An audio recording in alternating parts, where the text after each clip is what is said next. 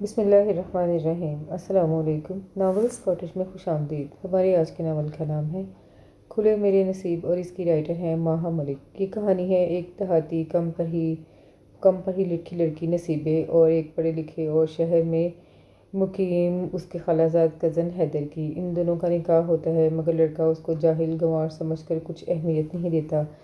پھر ان کی شادی شدہ لائف کس طرح سے گزرتی ہے، ان کی لائف میں کیا ٹویسٹ آتے ہیں، سب کچھ جانیں گے اس ناول میں۔ چلے شروع کرتے ہیں آج کا ناول۔ ناول شروع کرنے سے پہلے چینل کو سبسکرائب کرنا مت بھولیے گا۔ ڈھولک کی تھاپ کے ساتھ ساتھ بجتی ہوئی تالیاں اور تالیوں کے ساتھ ہاتھوں میں پہنی چوڑیوں کی جھنکار اور چھنکار کے ساتھ ملی جلی ہنسی کی آوازیں، لڑکیاں کہیں کہیں لہک کر گانا شروع کرتیں اور پھر بیچ میں رک کر سر جوڑ کر جانے کیا باتیں کرنے لگتیں۔ ڈھولک اور تالیاں بجتی رہیں، لمبا سا گھونگھٹ نکالے آگے پڑی نہایت موٹی اور لمبی چٹیا کے بلوں پر غور کرتی نصیبے بار بار چونکتی۔ آس پاس بیٹھی گانا گاتی ڈھولک بجاتی لڑکیاں اس کی سکھیاں کہلائی تو جا سکتی تھیں مگر در حقیقت تھی نہیں۔ ابھی اسے اس گاؤں میں آئے عرصہ ہی کتنا ہوا تھا جو وہ سکھیاں بناتی۔ کل 15 دن پہلے ہی تو وہ یہاں آئی تھی اور آج ٹھیک 15ویں دن ہی مائیوں کا پیلا جوڑا پہنے، سر میں نومن تیل لگائے، ہاتھوں میں مہندی کے خطرناک سے گل بوٹے سجائے، گھونگھٹ نکالے زندگی میں پیش آنے والے اچانک اور مسلسل واقعات پر غور کر رہی تھی۔ کل اس کی شادی تھی، حالانکہ اس وقت بھی اسے پوری طرح اس بات کا علم نہ تھا کہ کل اس کی شادی ہوگی یا نہیں، کیونکہ شادی کے لیے کم از کم ایک عدد دلہا کی موجودگی ناگزیر ہوتی ہے اور وہ ممکنہ دلہا کل آتا ہے یا نہیں اس کا زیادہ انحصار اس کی قسمت پر تھا۔ خوشی، مسرت اور وہ کیفیت جو اس وقت اس کی ہونی چاہیے تھی، اس پر عجیب سے ڈر، خوف اور کشمکش نے غلبہ حاصل کر رکھا تھا۔ یہ گانا بجانا، لڑکیوں کا گاتے گاتے کھلکھلا کر ہنسنا اور ذو معنی باتیں کرنا اسے کچھ بھی اچھا نہیں لگ رہا تھا۔ دل دھڑک دھڑک کر ایک ہی سوال کرتا کہ وہ آئے گا یا نہیں، آئے گا نہیں۔ وہ اس کا مستقبل کا ممکنہ شوہر جس کے بارے میں فی الوقت وہ صرف 2 باتیں جانتی تھی۔ نمبر 1 اس کا نام حیدر ہے، نمبر 2 وہ دل کا بہت اچھا ہے، اور بس۔ اس سے زیادہ نہ تو وہ جانتی تھی اور نہ اس نے جاننے کی کوئی کوشش کی تھی۔ خالہ جینا نے شہر سے واپس آ کر اس سے یہی کہا تھا، نصیبے میری جان تو فکر نہ کر، وہ بیٹا ہے میرا خون ہے، دودھ پلایا ہے میں نے اسے اپنا، قرض تو اسے چکانا پڑے گا۔ میں کہہ آئی ہوں اس سے کہ دیکھ اگر چاند کی 11 کو نہ آیا تو میرا مرا منہ دیکھنا، وہ آئے گا، ضرور آئے گا، میرا حیدر دل کا بہت اچھا ہے۔ ان کی ان باتوں سے وہ اتنا ہی جان پائی تھی کہ وہ دل کا بہت اچھا ہے اور آج چاند کی 11 تھی اور نصیبے اس دل کے اچھے کے نام کی مہندی تھوپے اس کا انتظار کر رہی تھی۔ دل کہتا تھا کہ وہ آئے گا، ضرور آئے گا، بھلا کوئی اپنی ماں کا مرا ہوا منہ دیکھنے کی بات سن کر بھی نہ آئے، یہ کیسے ممکن ہے؟ دماغ کہتا تھا کہ پگلی وہ شہروں کا رہنے والا ہے، کیا ہوا جو اس نے ایک گاؤں کی عورت کا دودھ پیا ہے تو پانی تو شہر کا ہی پیتا ہوگا نا، ایسا پانی جو ہر رشتہ بھلا دیتا ہے، مٹی کی خوشبو بھلا دیتا ہے، وہ بھلا کیوں ایک ان پڑھ ان دیکھی لڑکی سے بیاہ رچانے چلا آئے گا؟ دل و دماغ میں کب سے یہی کشمکش تھی، یہی جنگ جاری تھی کہ دروازہ دھر سے کھلا اور نوری نے اندر جھانکا۔ او جی حیدر بابو آ گئے ہیں۔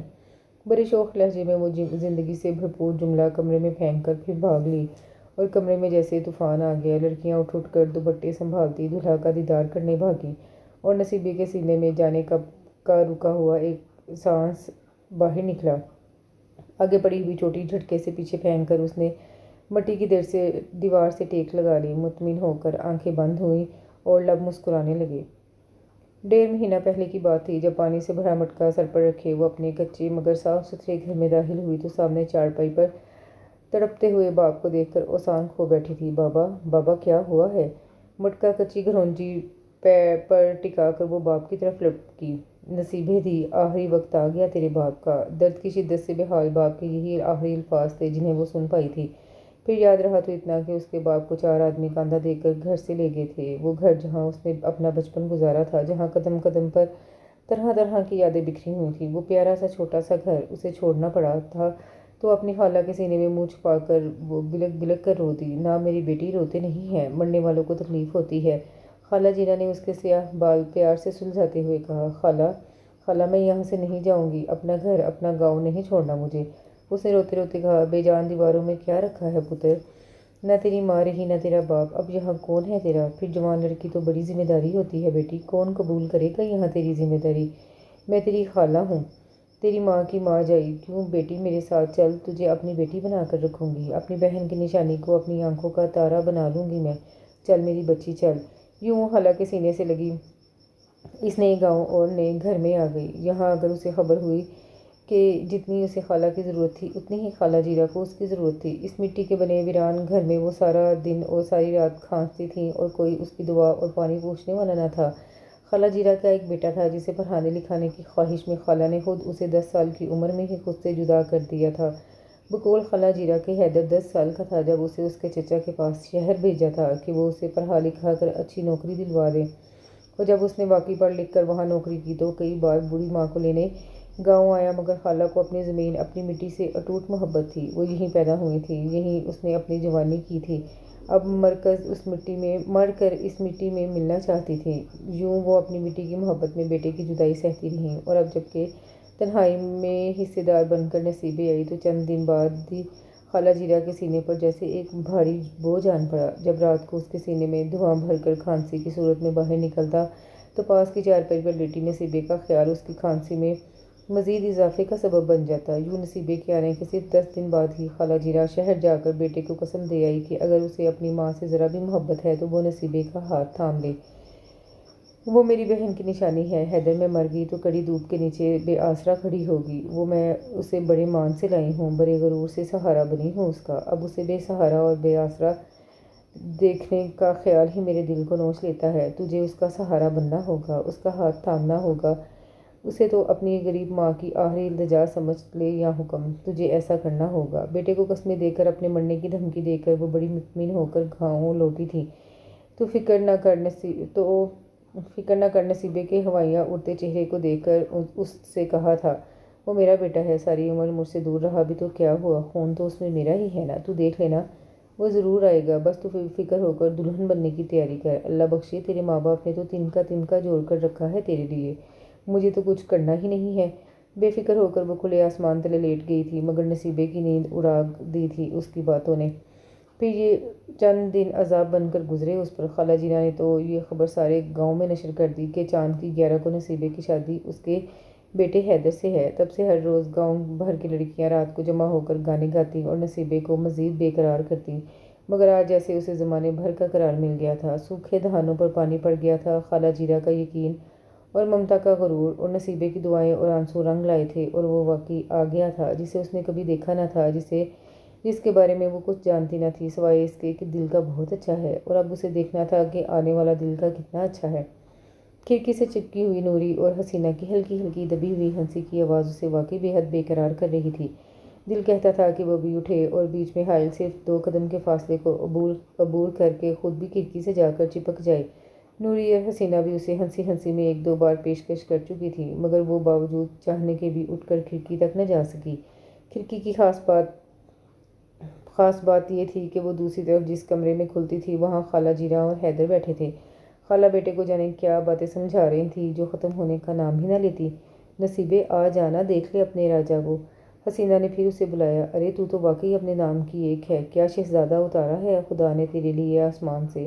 اری آ جانا۔ اب کی بار وہ واقعی نہ رہ سکی اور آہستہ سے اٹھی، شرمگی مسکراہٹ چہرے پر سجائے دھیرے دھیرے قدم اٹھاتی کھڑکی کے پاس پہنچ گئی۔ لے دیکھ۔ ان دونوں نے اس کے ساتھ شرارت کی اور اسے دھکا دے کر کھڑکی سے بالکل چپکا دیا، اور خود دونوں کھلکھلا کر ہنس دیے۔ ہنسی کی آواز کھڑکی کی سلاخوں سے گزرتی عین سامنے بیٹھے حیدر کے کان میں پڑی، اور اس نے نظریں اٹھا کر دیکھا۔ پیلے جورے میں ملبوس پیلے ململ کے دوپٹے سے آدھا ماتھا ڈھکے بے حد گھبرائی ہوئی نصیبے سے اس کی آنکھیں 2 گھڑی کو 4 ہوئیں، اور دوسرے لمحے اس نے بڑی بدمزگی سے منہ پھیر لیا۔ ہائے ربا، مر گئی میں تو۔ سینے پر ہاتھ رکھ کر وہ بڑی تیزی سے سلاخوں سے علیحدہ ہوئی اور ایک ایک دھموکا کھی کھی کرتی نوری اور حسینہ کو جھڑا۔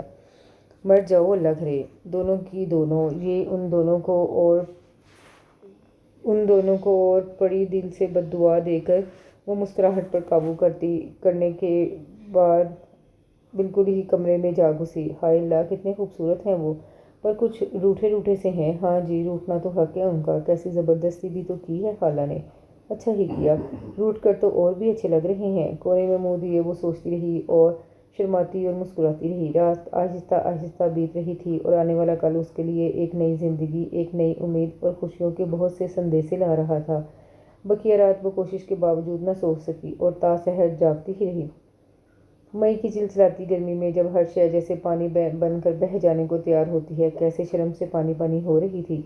صبح سے ہی گاؤں بھر کی لڑکیاں اسے حسن مجسم بنانے کی کوششوں میں لگی ہوئی تھیں، اور اتنے سارے ماہرانہ ہاتھوں نے مل کر اسے جو شاہکار بنا دیا تھا وہ دیکھنے سے تعلق رکھتا تھا۔ بھری دوپہر میں وہ چیخیں مارتا ہوا نارنجی اور سرخ قسم کے رنگ کا کھرکھراتا ہوا ریشمی جوڑا پہنے بیٹھی تھی۔ سامنے ہاتھوں میں موٹی موٹی مہندی کالی ہو چکی تھی اور ہاتھوں کو خوبصورت چلا کے بجائے جلا بخش رہی تھی۔ بالوں کا تیل نہانے کے باوجود بالوں کا ساتھ چھوڑنے سے انکاری تھا۔ شدید گرمی کی وجہ سے تیل کا بیشتر حصہ سر سے بہہ کر ماتھے پر آ چکا تھا، جس کی وجہ سے میک اپ پر کافی برا اثر پڑا تھا۔ دوسرے یہ کہ دلہن بنتے ہوئے غلطی سے کسی لڑکی نے اسے بداعی کا سین یاد دلا دیا تھا۔ بس پھر جو نصیبیں پھوٹ پھوٹ کر روئی تھی اسی وقت چپ ہوئی جب آنکھوں میں لگا موٹا موٹا کاجل پھیل کر پورے چہرے پر پھیل گیا۔ غرض یہ کہ وجوہات تو کئی تھیں لیکن نتیجہ ایک ہی تھا، یعنی وہ مکمل طور پر ایک کارٹون دلہن میں ڈھل گئی تھی۔ اور پھر جیسے تیسے دن ڈھلا اور گاؤں کی فضا پر رات انٹری دینے لگی، ویسے اس کی خوفناکی میں خاطر خواہ اضافہ ہوتا گیا۔ 9 بجے تک سارے لوگ اپنے اپنے گھروں کو کوچ کر گئے۔ فضا میں مینڈکوں اور جھینگروں کے بولنے کی آوازیں گونجنے لگیں۔ خالہ چند لمحے قبل اسے پیار کر کے اور نصیحتیں کر کے جا چکی تھیں، اور اب وہ دونوں گھٹنے بازوؤں کے حصار میں لیے بیٹھی تھی۔ پچھلی کئی راتیں اس نے خوف اور پریشانی میں جاگ کر گزاری تھی، اور آج مطمئن اور بے فکر ہو کر اسے نیند آنے لگی۔ اور وہ گاؤں میں ہی پیدا ہوئی تھی، گاؤں میں ہی پلی بڑھی تھی، اس لیے اسے بالکل پتہ نہیں چل رہا تھا کہ اس وقت کمرے میں کس قدر ہبس اور گھٹن ہو رہی ہے۔ کوئی مچھر کبھی کبھار چپکے سے آ کر اسے ٹانگ چبوتا تو وہ اونگتے اونگتے ذرا سا چونکتی اور سنبھل کر بیٹھ جاتی۔ یوں ہی بیٹھے بیٹھے جانے کتنی دیر گزر گئی۔ وہ گاؤں کی باسی تھی، جلد سونے کی عادی، اس لیے اس وقت نیند سے تقریباً بے ہوش ہو رہی تھی جب ایک جھٹکے سے دروازہ کھلا اور حیدر اندر آیا۔ بے ہوش ہوتی ہوئی نصیبے کے تمام ہوش و حواس یک وقت بیدار ہو گئے۔ کمرے میں موجود واحد 60 واٹ کا بلب سنگی روشنی بکھیر رہا تھا۔ اس آنے والے نے آنکھیں پھاڑ پھاڑ کر دور سے سمجھنے کی کوشش کی کہ بستر پر کیا چیز ہے۔ اس وقت اس کے چہرے کی جو حالت تھی، وہ اتنی دور سے کیا نقشہ پیش کر رہی تھی، اس بات سے ناواقف نصیبے شرم سے دوہری ہو کر گٹھری میں تبدیل ہوئی جا رہی تھی۔ حیدر چند لمحے دروازے میں ہی کھڑا کشمکش کا شکار رہا کہ آیا پلنگ پر موجود شے واقعی اس کی دلہن ہے یا کسی نے شرارت میں کوئی پتلا وغیرہ سجا دیا ہے۔ بالآخر ایک فیصلہ کر کے وہ آگے بڑھا اور آ کر اس کے قریب بیٹھ گیا۔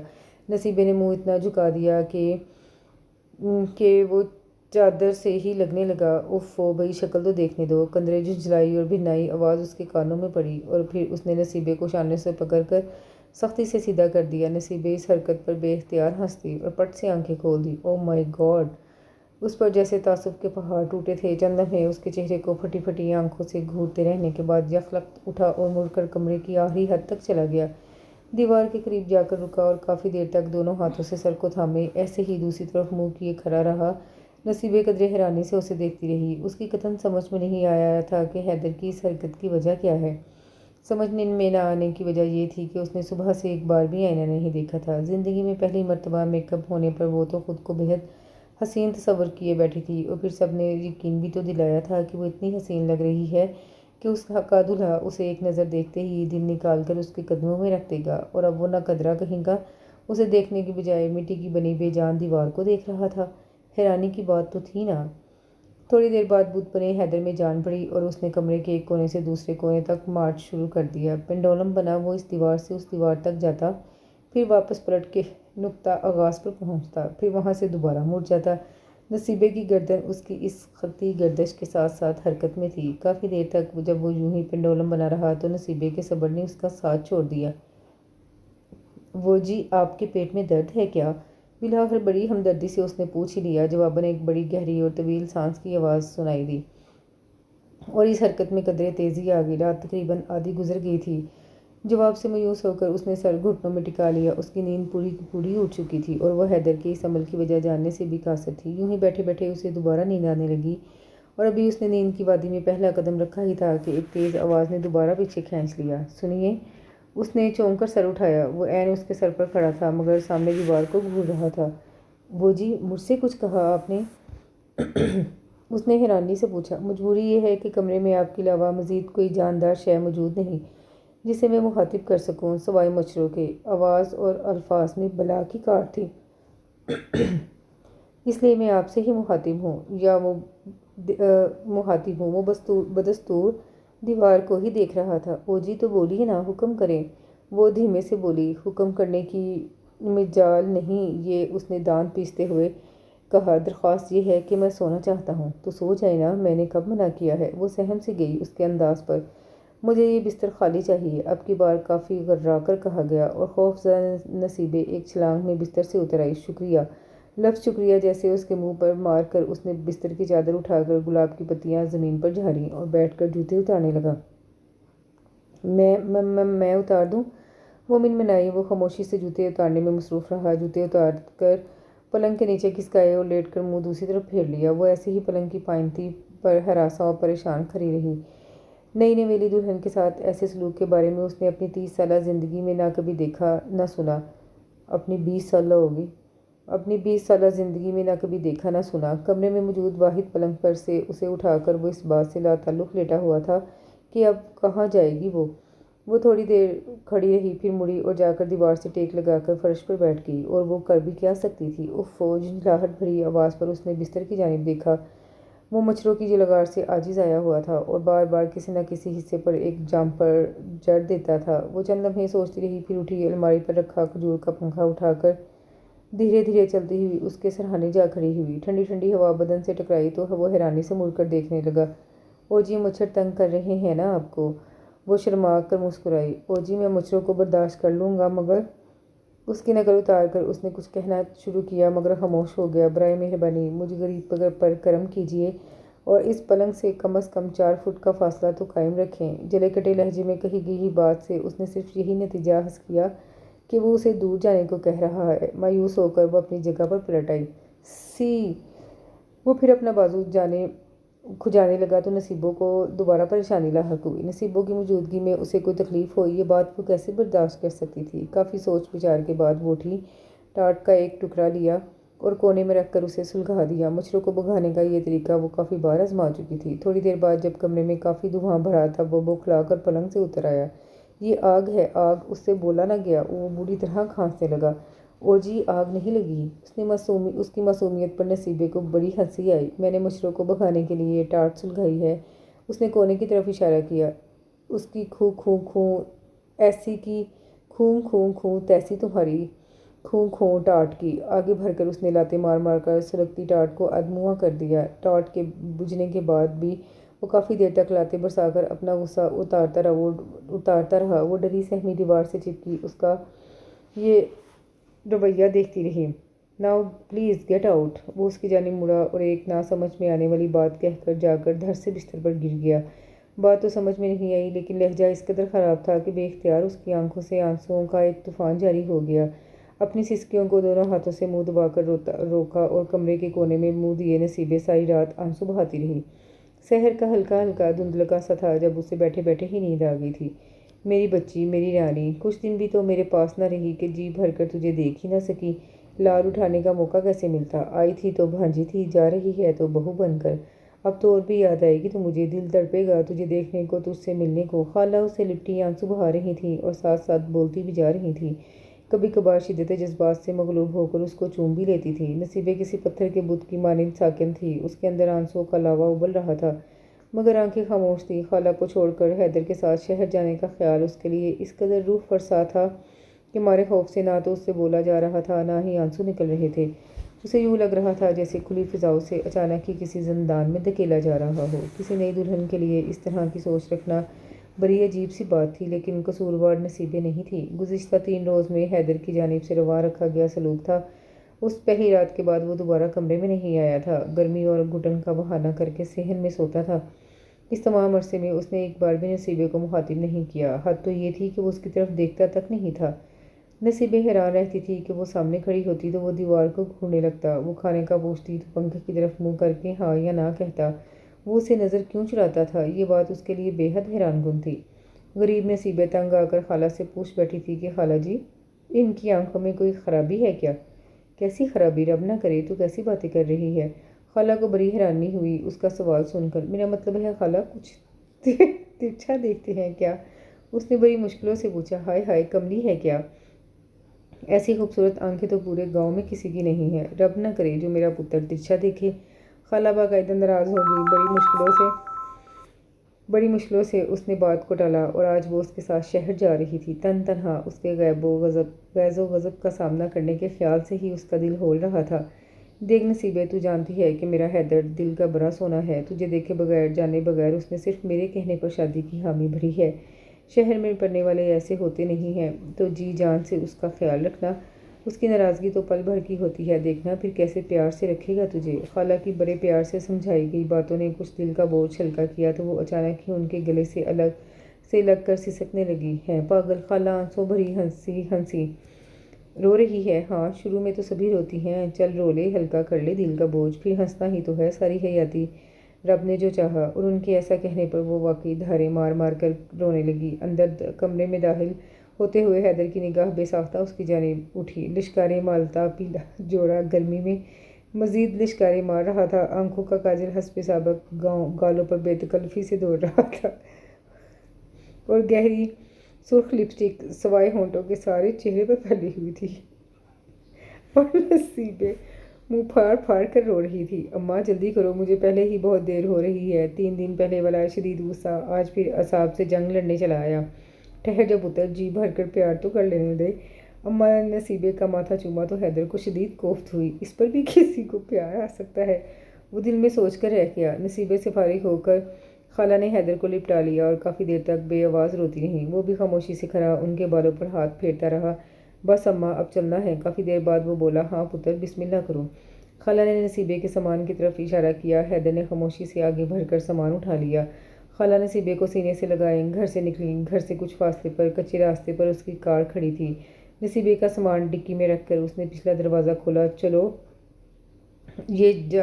اٹھو، یہ جانے کتنی مشکلوں سے، چلو بیٹھو، نہ جانے کتنی مشکلوں سے اس کو مخاطب کیا تھا۔ نا پتر، پیچھے کیوں، آگے بٹھا اپنے ساتھ، نئی نویلی دلہن ہے۔ خالہ کو فوراً اعتراض ہوا۔ او گاڈ! اس کی سرگوشی نصیبے نے سنی تھی۔ زور سے دروازہ بند کر کے جھٹکے سے آگے کا دروازہ کھولا۔ بیٹھیے، اب کی آواز میں طنز تھا۔ وہ ڈری سہمی بڑی دبک کر بیٹھی۔ گوٹے کناری والا دوپٹہ ماتھے پر چپکا ہوا تھا، جس سے وہ کئی بار رومال کا کام بھی لے چکی تھی۔ اچھا اماں، خدا حافظ۔ اس نے ماں کو لپٹایا۔ رب کی امان میں بچوں، آواز بڑھائی، میری بیٹی کو ستانا مت۔ حیدر، تجھے اپنی ماں کی قسم ہے، پیار سے رکھنا اسے۔ وہ خاموشی سے گھوم کر آیا اور دروازہ کھول کر بیٹھ گیا۔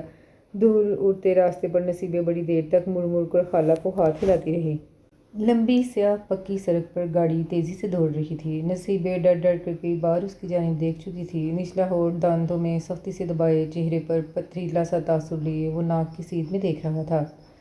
گھنگھریالے سیاہ بالوں سے ہوا اٹکیلیاں کرتی ہوئی گزر رہی تھی۔ وہ اس طرح خاموش، ناراض سا بیٹھا، نصیبے کو اتنا اچھا لگ رہا تھا کہ وہ نہ چاہتے ہوئے بھی اسے مخاطب کر بیٹھی۔ او جی، کتنی دور اور جانا ہے؟ یہ ناراض ہیں تو کیا ہوا، مجھے تو منانا چاہیے نا، خود دیکھ لینا۔ بڑی دیر بعد وہ بولا۔ گاڑی میں پھر خاموشی چھا گئی۔ او جی، یہ گڈی آپ کی ہے؟ تھوڑی دیر بعد پھر اس کی زبان میں کھجلی ہوئی۔ او جی، یہ گڈی میرے دوست کی ہے، دانت پیس کر جواب دیا گیا۔ بائی دا وے، یہ تکیہ کلام چھوڑ نہیں سکتی آپ؟ کون سا تکیہ؟ جی؟ وہ خوفزدہ ہو گئی۔ مائی گوڈنس! اس نے اسٹیئرنگ پر مکہ سا مارا اور ہاتھ بڑھا کر کیسٹ پلیئر آن کر دیا۔ نصیب میں جس کے جو لکھا تھا۔ رفیع کی آواز گاڑی میں گونجنے لگی۔ آواز اتنی تیز تھی کہ نصیبے کے کان کے پردے پھٹنے لگے۔ وہ اپنا حسب حال گانا لگا کر اب قدرے افسردگی سے ڈرائیونگ کر رہا تھا۔ باقی کا تمام راستہ اس نے یہی گانا بار بار ریوائنڈ کر کے سنا۔ نصیبے بھی سر جھکائے ہاتھوں پر لگی مہندی کو ناخنوں سے کھرچنے کی کوشش کرتی رہی۔ تان کا گاڑی ایک چھوٹے سے گھر کے سامنے جا کر رک گئی۔ اتریے، ایک نگاہ طنز اس پر ڈال کر وہ بولا۔ وہ جی، یہی اپنا گھر ہے؟ اس نے ڈرتے ڈرتے پوچھا۔ جی ہاں، یہی اپنا گھر ہے۔ اس نے اپنا پر اس قدر زور دیا کہ وہ بالکل پچک گیا۔ وہ دروازہ کھول کر اترا اور دوسری طرف سے آ کر اس کے لیے بھی دروازہ کھولا۔ اس کا لہجہ، رویہ، انداز اور الفاظ اس قدر کھردرے سے تھے کہ وہ اپنے اندر بالکل چور بن گئی، کسی کبوتری کی طرح سے سہمی ہوئی۔ وہ گاڑی سے باہر نکلی۔ اپنا گھر ہو نہ اپنا گھر، اس کی زیر لب بربراہٹ میں سے چند الفاظ نصیبے کے کانوں میں بھی پڑے، کئی آنسو پھسل پھسل کر پلکوں کی منڈھیڑ تک چلے آئے۔ اس نے نچلا ہونٹ سختی سے کاٹ کر انہیں واپس حلق میں اتار لیا۔ چھن چھن چھن، جلتے سلگتے دل پر نمکین پانی سے کئی چھناکے ہوئے اور تمام آوازوں سے بے خبر دروازہ کھول کر وہ اندر داخل ہو گیا۔ نصیبے نے چند گہرے گہرے سانس لے کر اپنی کیفیت پر قابو پایا اور اس کے پیچھے پیچھے اندر آئی۔ گھر چھوٹا مگر بے حد خوبصورت تھا۔ اندر داخل ہوتے ہی کونے میں چھوٹا سا لان تھا جس میں گلاب کے کئی رنگ کے پھول کھلے ہوئے تھے۔ چھوٹا سا پورچ عبور کر کے اس نے مرکزی دروازہ کھولا اور اندر داخل ہو گیا۔ جب تک وہ چوکھٹ تک پہنچی، اسپرنگ پر گھومتا دروازہ کھٹ سے آ کر اس کی ناک سے لگا۔ ہائے میں مر گئی! وہ گھٹی گھٹی چیخ مار کر وہیں بیٹھ گئی۔ اف کیا ہو گیا بھئی؟ صورتحال سے وہ کسی قدر واقف تھا، پھر بھی ہنسی ہونٹوں میں دبا کر پوچھا۔ ناک پھوٹ گئی ہے جی؟ دل تو کسی اور وجہ سے بھرا ہوا تھا، پھر بھی بروقت بہانہ ملنے پر وہ بات بنا کر زار و قطار رونے لگی۔ ناک پھوٹنے پر روتی ہو؟ مجھے دیکھو، قسمت پھوٹ گئی ہے۔ وہ اچانک ہی ہنسنے لگا۔ نصیبے نے یوں کھلکھلانے پر حیرانی سے سر اٹھا کر اسے دیکھا۔ ایک ہاتھ سے پیشانی تھامے، دوسرا ہاتھ پینٹ کی جیب میں ڈالے، سرو قد، صحت مند، بے حد وجیح شخصیت کا مالک یوں زور زور سے ہنستا ہوا سیدھا اس کے دل میں اتر گیا۔ ارے تمہاری ناک سے تو خون بہہ رہا ہے! وہ اچانک چونکا اور گھٹنے کے بل اس کے پاس بیٹھ گیا۔ نکسیر پھوٹ گئی کیا؟ جیب سے رومال نکال کر اس کی طرف بڑھایا۔ نصیبے نے رومال سے پہلے آنسو صاف کیے، پھر خون پونچھ کر اٹھ کھڑی ہوئی۔ سوری، مجھے خبر نہیں تھی تمہیں اتنے زور سے چوٹ لگی ہے۔ وہ اپنے ہنسنے پر شرمندہ ہوا۔ اس سے پہلے والی چوٹوں کی خبر ہوئی آپ کو؟ اس نے دل میں سوچا۔ چلو گھر دیکھ لو۔ وہ دائیں جانب ایک دروازہ کھول کر داخل ہوا۔ وہ بھی معمول کی طرح پیچھے پیچھے چلتی رہی۔ بالکل چھوٹا سا گھر تھا، ایک صوفہ سیٹ اور بیچ میں شیشے کی میز، کونے میں رکھی کارنر ٹیبل پر نازک سے گلدان میں سرخ رنگ کے پھول سجے تھے۔ کھڑکیوں پر فون کلر کے بڑے خوبصورت پردے تھے۔ او جی، یہ بیٹھک ہے؟ نصیبہ کو وہ چھوٹا سا پرسکون کمرہ بہت پسند آیا۔ آہو جی، وہ بالکل اسی کے انداز میں بولا۔ چلیے اب اٹھک بھی دیکھ لے۔ طنزیہ انداز چند لمحوں میں ہی پلٹ آیا اور وہ جو اس کے کچھ دیر قبل نرم پڑنے پر بڑی خوش ہو رہی تھی، اچانک ہی ٹھنڈی پڑ گئی۔ یہ مجھے اپنے قابل نہیں سمجھتے، پتہ نہیں خالہ نے ایسا کیوں کیا ہے؟ پہلی بار مایوسی کی بھرپور لہر اس کے اندر اٹھی، پھر سر جھٹک کر دوبارہ اس کے پیچھے چل دی۔ کوریڈور میں بائیں جانب دو دروازے تھے۔ پہلا دروازہ کھول کر وہ اندر داخل ہوئی۔ اوہ مائی کا ڈبہ اندر کا نقشہ دیکھ کر بے اختیار اس کے منہ سے نکلا۔ چاروں دیواریں پھولوں کی بیلوں سے ڈھکی ہوئی تھیں، پلنگ کے چاروں طرف بھی لڑیاں لٹک رہی تھیں اور بستر سرخ پتیوں سے ڈھکا ہوا تھا۔ نصیبہ حیرت سے کھڑی آنکھیں پٹ پٹا رہی تھی۔ او جی، کس نے کیا یہ سب کچھ؟ وہ بے حد پریشانی کے عالم میں کھڑا تھا، ایک دم چونکا۔ کس نے کیا؟ بے خیالی میں وہ اسی کا سوال دہرانے لگا۔ کس نے کیا؟ او نو!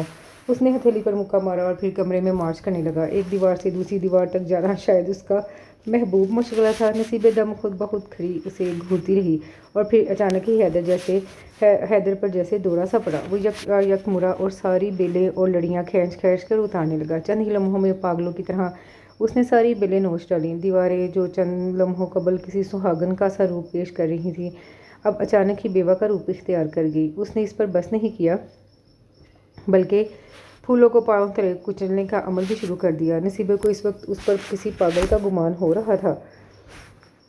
سانس روکے، آنکھیں پھاڑے وہ کسی مجسمے کی طرح ساکت کھڑی تھی۔ گلابوں کی جگہ اسے مستقبل میں اپنا چہرہ نظر آ رہا تھا۔ جس شخص میں اس قدر غصہ بھرا ہو، اس سے اور امید بھی کیا کی جا سکتی تھی؟ تھوڑی دیر بعد جب وہ پسینہ پسینہ ہو گیا اور دونوں ہاتھ سر پر رکھ کر ہانپنے لگا، کوئی پریشانی ہے جی؟ بڑی کوششوں، بڑی ہمتوں کے بعد وہ کسی قدر باریک آواز میں پوچھنے کے قابل ہوئی۔ اس نے سرخ انگارہ نگاہیں اٹھائیں، چند لمحے اسے گھورتا رہا، پھر اچانک ہی چیخا۔ ساری پریشانی تمہاری صورت ہے، تم ہو۔ وہ سہم کر پیچھے ہٹی اور اس کی پشت دھڑ سے جا کر دیوار سے ٹکرائی۔ وہ تنتناتا ہوا اس کے قریب سے گزر کر باہر چلا گیا۔ وہ آنکھیں پھاڑے دیوار سے لگی کھڑی رہ گئی۔ جانے کتنی دیر وہ اسی طرح سے کھڑی رہتی کہ بیل کی آواز پر ایک ہلکی سی چیخ مار کر حواسوں میں آ گئی۔ اطلاعی گھنٹی کی آواز سن کر شاید حیدر باہر گیا تھا، کیونکہ اس کے قدموں کی چاپ دور ہوتی سنائی دی تھی۔ پھر اچانک ہی قہقہوں اور باتوں کا ایک شور سا اندر آیا۔ ابے سالے، اتنے چپکے سے نکاح پروا کر آیا ہے؟ کیا کوئی کسی کو بھگا کر لایا ہے؟ کیا کوئی کسی کو بھگا کر لائے گا؟ یعنی ہمیں تو نے کاٹ کا الو سمجھا تھا نا؟ کسی مرد کی بڑی بے تکلفانہ آواز تھی۔ نہیں یار، مجھے اچانک ہی جانا پڑ گیا تھا، میں وسیم کو بتا کر گیا تھا۔ حیدر کی آواز قدرے گھبرائی ہوئی تھی۔ ارے وسیم یاروں کا یار ہے، اسی وقت پورے آفس کو یہ خوشخبری سنا دی تھی۔ اس نے اچھا یہ بتا کمرہ پسند آیا؟ قسم لے لو پورے 2 دن کی محنت ہے۔ ارے یار اب ہم لوگ بالکل ابھی ابھی پہنچے ہیں، ابھی تو اس نے ٹھیک سے پورا گھر دیکھا بھی نہیں۔ اور ہماری بھابھی کیسی ہیں؟ اب یہ کہے گا ابھی تو میں نے ٹھیک سے دیکھا بھی نہیں، یا حیدر کی بجائے کسی شوخ آواز نے کہا اور ایک زبردست قہقہا پڑا۔ اچھا تو تم لوگ یہاں کوریڈور میں کیوں کھڑے ہو؟ چلو ڈرائنگ روم میں چلو نا، پہلے بھابھی کا دیدار کرواؤ، کسی نے بچوں کی طرح ضد کی۔ اچھا تم چلو تو صحیح۔ یہ وہ غالباً انہیں دھکیل رہا تھا۔ بھابھی جان ذرا تشریف لے آئیے۔ یا یہ حیدر کا کچھ زیادہ ہی شوخ دوست تھا جس نے بیڈ روم کی جانب منہ کر کے ہانک لگائی تھی۔ نصیبے نے گھبرا کر دوپٹہ سر پر اوڑھا اور باہر نکل آئی۔ کپاتے ہوئے قدموں سے وہ آہستہ آہستہ ڈرائنگ روم کے دروازے تک آئی۔ سنیے جی میں آؤں کیا؟ اس کی بڑی مہین سی آواز نکلی تھی، مگر اچانک ہی اندر سے آئی شوروغل کی آواز سے تھم گئی۔ ابے بلا نا، یہ کسی دوست نے غالباً گم سم حیدر کو ٹوکا دیا تھا۔ ہاں اس نے تھوک نکلا، آ جاؤ نا۔ ارے یہ ہمارا دوست تو پہلے دن ہی گیا، اسی منچلے نے دوبارہ شرارت سے کہا اور سب ہنسنے لگے۔ اور پھر اچانک ہی سب کی ہنسی کو بریک لگ گئے۔ نظریں جھکائے ماتھے کو دوپٹے سے آدھا ڈھانپے ہوئے وہ اندر آ رہی تھی۔ گاؤں سے چلتے ہوئے اس کا حلیہ اس قدر خراب ہو رہا تھا اور اب مزید خراب ہو کر بڑی ڈراؤنی شکل اختیار کر چکا تھا۔ چمکتے گہرے زرد رنگ کے سوٹ میں وہ اس وقت کوئی کارٹون لگ رہی تھی۔ اس پر چوٹ کھائی اچھی خاصی ستوا ناک بھی پھول کر غبارہ بن چکی تھی۔ جس قدر میک اپ صبح اس نے کیا تھا اب آنسوؤں اور پسینے کے ملاپ سے کیچڑ بن چکا تھا۔ میں تم لوگوں کے لیے چائے پانی کا بندوبست کرتا ہوں۔ وہ ان لوگوں کا پہلا تاثر اور نصیبے کی شکل دیکھنے کے بعد حیدر کی ہمت جواب دے گئی۔ وہ نظریں چراتا ہوا تیزی سے اٹھ کر باہر چلا گیا۔ سلام جی۔ اس کے جانے کے بعد نصیبے نے ہاتھ لے جا کر ان سب کو سلام کیا۔ آپ بیٹھیے نا بھابھی۔ اچانک ان میں سے کوئی ہوش میں آیا۔ نصیبے نے کنکھیوں سے دیکھا، وہ تعداد میں 4 تھے اور چاروں حیدر ہی کے ہم عمر تھے۔ وہ چپ چاپ کونے والے صوفے پر ٹک گئی۔ کیسی ہیں آپ؟ ان میں سے ایک نے گفتگو کا آغاز کیا۔ ٹھیک ہوں جی، وہ آہستگی سے بولی۔ کب آئے آپ لوگ؟ پھر کسی نے اٹک کر پوچھا۔ ابھی پہنچے ہیں جی، وہ بول کر خاموش ہو گئی۔ وہ چاروں بھی اچانک ہی خاموش ہو گئے تھے۔ جس وقت حیدر چائے کی ٹرے اٹھائے اندر داخل ہوا، وہ سب اس طرح چپ تھے جیسے کسی جنازے پر آئے ہوں۔ تم جاؤ اندر، ٹرے میز پر رکھتے ہوئے وہ اس سے بے حد آہستگی سے بولا۔ وہ چپ چاپ اٹھ کر اندر آ گئی۔ اس کی طبیعت سخت معطر ہو رہی تھی۔ باہر آ کر اس نے آہستہ آہستہ سارے گھر کا جائزہ لے ڈالا۔ اس بیڈ روم کے علاوہ ایک چھوٹا سا کمرہ اور بھی تھا جسے فی الوقت اسٹور کا نام دیا جا سکتا تھا۔ ایک چھوٹا سا صحن تھا جس کے آخر میں کچن تھا۔ اٹیچڈ باتھ دونوں کمروں کے درمیان تھا اور دونوں کمروں میں کھلتا تھا۔ اس وقت وہ جسمانی اور ذہنی دونوں اعتبار سے تھکن محسوس کر رہی تھی۔ منہ دھونے کی غرض سے وہ باتھ روم میں گھس گئی۔ لائٹ کھول کر جیسے ہی وہ واش بیسن کے سامنے کھڑی ہوئی، اس کی نگاہ بے اختیار سامنے لگے آئینے پہ پڑی۔ بڑی حیرت سے اس کے منہ سے نکلا۔ چند لمحے وہ ٹکٹکی باندھے اپنے عکس کو گھورتی رہی اور پھر بے اختیار ہی اسی کی ہنسی نکل گئی۔ اپنا اس قدر بدصورت عکس زندگی میں پہلی بار دیکھ رہی تھی۔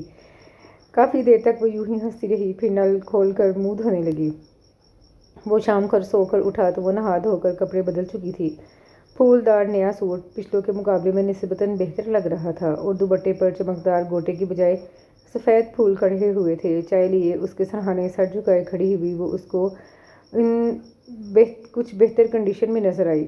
او جی یہ چائے، اوف مگر یہ تمہارا تکیہ کلام۔ وہ اچانک ہی مایوس ہوا۔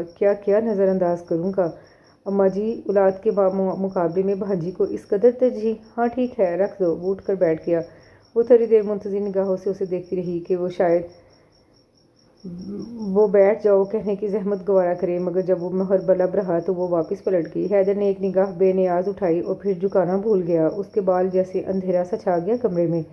گھٹنوں تک سیاہ گھنے چمکیلے بالوں کی آبشار سی بنی ہوئی تھی۔ کسی لڑکی کے حوالے سے اس کی پسندیدہ خصوصیت لمبے بال تھے اور یہ حقیقت تھی کہ اس نے اپنی تمام زندگی میں اس قدر حسین بال نہیں دیکھے تھے۔ جب تک وہ دروازہ کھول کر باہر نہیں چلی گئی تب تک وہ اسے یوں ہی جاتا دیکھتا رہا۔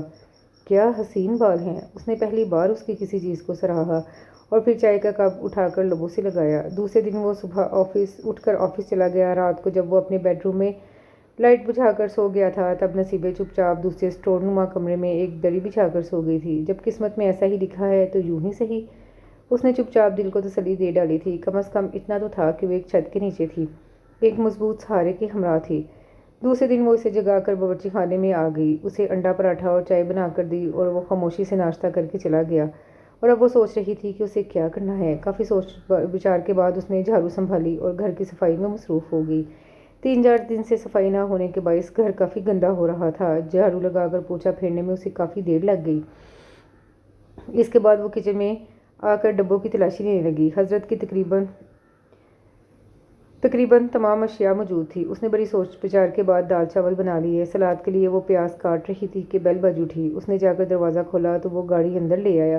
سنو ذرا اپنے کپڑے دکھاؤ۔ اندر آ کر وہ اس سے بولا، جی دیکھ لیں۔ اس نے دوپٹہ ٹھیک کر کے دامن جھاڑا۔ ارے یہ نہیں، وہ جو ساتھ لائی ہو، اس لوہے کے ٹرنک کو بھر کے وہ دکھاؤ۔ آئیں جی۔ اس نے بھاگم بھاگ اپنا ٹرنک گھسیٹ کر نکالا۔ دیکھیں جی کون سے چاہیے؟ فی الحال تو میری جنس تبدیل ہونے کا کوئی امکان نہیں ہے۔ وہ چڑ گیا۔ آئندہ کی خبر نہیں ہے۔ تمہارے لیے ہی دیکھ رہا ہوں۔ میرے لیے کیا مطبل؟ مطبل؟ او اچھا، مطبل یہ کہ میرے دوست آ رہے ہیں ٹریٹ لینے کے لیے، اس لیے میں چاہتا ہوں کہ آپ ان کے سامنے کوئی بے حد شوخ جوڑا پہننے میں کامیاب نہ ہو سکے اور ذرا سی سوبر نظر آئیں۔ وہ جلے کٹے لہجے میں کہہ کر ٹرنک کھنگالنے لگا۔ بات یوں تو اس کے سر سے گزر گئی، پھر بھی وہ خاموشی سے اس کی کارروائی دیکھتی رہی۔ ایک ایک کر کے اس نے سارے کپڑے باہر ڈھیر کر دیے، پھر بڑے تعصب سے اس ڈھیری کو گھورتے رہا۔ کوئی بھی پسند نہیں آیا جی؟ اس نے بڑی مایوسی سے پوچھا۔ نہیں نہیں، کیا بات ہے ان کی، بڑی بڑی ہیروئنیں محروم ہیں ان قیمتی ملبوسات سے، وہ بولا اور پھر سر جھٹک کر کھلکھلا کر ہنس دیا۔ وہ حیرانی سے اس پل میں تولا پل میں ماشا شخص کو دیکھتی رہی۔ خیر کوئی بات نہیں، وہ کہہ کر مڑا اور ذرا سا نزدیک آ کر بغور اس کو دیکھنا لگا۔ اس کارروائی پر وہ یکدم بکھلا کر دوپٹہ سے ماتھے کا پسینہ پونچھنے لگی۔ ہٹاؤ یہ دوپٹہ، وہ یک سختی سے بولا۔ نصیبے نے گھبرا کر ہاتھ گرا لیا۔ ٹھیک ہے۔ اچھی طرح اس کے نقوش کا معائنہ کرنے کے بعد وہ قدرے مطمئن ہو کر بولا، بال دکھاؤ۔ جی؟ ادھر آگے کرو بال۔ نصیبے نے جھٹ چٹیا آگے کی۔ کیا کھاد ڈالتی ہو بالوں میں؟ یہ چٹیا کی لمبائی موٹائی دیکھ کر وہ مسکرا کر بولا، نہیں جی، کھاد کیوں ڈالوں گی؟ وہ بڑی حیران ہوئی۔ تمہارا بھروسہ نہیں اس لیے پوچھ لیا۔ وہ ہنس دیا۔ کچھ پکایا ہے؟ ہاں جی، دال چاول پکائے ہیں۔ وہ فوراً بولی، نکالوں؟ ہاں، میں ذرا منہ دھو لوں؟ وہ کہتا ہوا باتھ روم کی جانب مڑ گیا۔ اگلے دن وہ ناشتہ کرنے کے بعد بیٹھا اخبار پڑھتا رہا تو اسے قدرے حیرت ہوئی۔ او جی، دفتر نہیں جانا آپ کو؟ نہیں، کل بتایا تو تھا کہ ٹریٹ دینی ہے آج۔ یا اس نے اخبار پر سے سر اٹھایا، تھوڑی دیر اس کی احمق شکل کو گھورتا رہا۔ دعوت ہے آج دوستوں کی؟ یا پھر وضاحت کی۔ اپنے گھر؟ ہاں، یہاں اپنے گھر۔ وہ مسکرا دیا۔ اس کی مسکراہٹ بھی کافی طنزیہ ہوتی تھی۔ او جی، پھر تو کوئی انتظام بھی تو کریں۔ بات سنو۔ یہ اس کی بات کے جواب میں وہ اسے دیکھتا ہوا بولا، سنائیں جی، ایک بات مانو گی؟ حکم کریں۔ اس نیم لیے پردہ ایک دم پگھل گئی۔ پتہ نہیں کیا لکھ دیتے ہیں۔ اپنا تکیہ کلام چھوڑ دو۔ وہ بڑی بیزاری اور عاجزی سے بولا، اگر ہر بات کا آغاز او جی سے نہ بھی کرو تو کوئی حرج نہیں۔ وہ اسے چند لمحے دیکھتی رہی، پھر بات اس کے پلے پڑ گئی۔ او اچھا جی، کوشش کروں گی جی۔ پھر جی وہی رٹ۔ یہ جی کے بغیر کھانا ہضم نہیں ہوتا تمہیں؟ اچھا جی نہیں، وہ اب نہیں بولوں گی جی۔ اس کے گھورنے پر وہ بڑی مسکینی سے بولی اور حیدر نے سر تھام لیا۔ دوپہر کا کھانا کھانے کے بعد وہ اس سے مخاطب ہوا، سنو، تم اب جلدی سے نہا لو، اور لوگ آنے والے ہیں۔ پلیٹیں اٹھاتے ہوئے وہ چونکی، نہیں، انہوں نے تو رات میں آنا ہے، ابھی تمہیں لے کر چلنا ہے۔ کہاں ہے ایک جگہ؟ سوالات مت کرو، جا کر نہا لو۔ اور سنو، یہ ایک من بدبودار قسم کا جو تیل لگا رکھا ہے، اچھی طرح سے نکالنا، 2 مرتبہ شیمپو کرنا، سمجھی؟ ہاں کیا ہاں؟ سمجھ گئی۔ تو جی نہیں بولا جاتا؟ یہ ہاں کیا ہوتا ہے؟ آپ ہی نے تو منع کیا ہے نا؟ وہ بیچارگی سے بولی، پھر جی کیسے بولوں؟ اچھا۔ اسے ہنسی آ گئی۔ زیادہ مظلوم مت بنو اور نہا لو جا کر۔ اچھا جی۔ وہ مڑی اور پھر گھبرا گئی۔ نہیں، صرف اچھا۔ اور وہ اس کی حرکت پر ہنستا ہی چلا گیا۔ اس روز نہانے میں اس نے اپنی پوری جان صرف کر ڈالی۔ آدھا صابن خرچ کر کے وہ باہر نکلی تو ڈریسنگ ٹیبل کے سامنے کھڑے ہو کر اچھی طرح اپنا جائزہ لیا۔ اب کچھ گوری ہوئی ہوں۔ وہ قدرے مطمئن ہوئی۔ اس وقت اس نے ہرے رنگ کا بالکل سادہ کاٹن کا سوٹ پہنا تھا، کیونکہ حیدر کے انداز سے اتنا تو وہ سمجھ گئی تھی کہ اسے چبھتے ہوئے رنگ اور ریشمی کپڑے پسند نہیں ہیں۔ بالوں میں کنگھا کر کے اس نے آگے رکھتے ہوئے کئی بار اپنا جائزہ لیا، پھر مطمئن ہو کر باہر آ گئی۔ میں نہا کر آ گئی ہوں جی۔ زبان تھی کہ پھر پھسل گئی۔ حیدر نے اخبار پر سے نظریں اٹھائیں اور سر سے پیروں تک اس پر ایک تنقیدی نگاہ ڈالی۔ سر ہلا کر اس نے گھڑی پر نظر درائی۔ 4 بج رہے تھے۔ اچھا ٹھیک ہے، چلو چلتے ہیں۔ وہ کھڑا ہو گیا، بالوں میں انگلیاں پھیرنے لگا۔ کہاں پر؟ وہ اٹھی۔ جہاں میں کہوں وہاں پر۔ وہ سائڈ ٹیبل پہ رکھی ریسٹ واچ اٹھا کر باندھنے لگا۔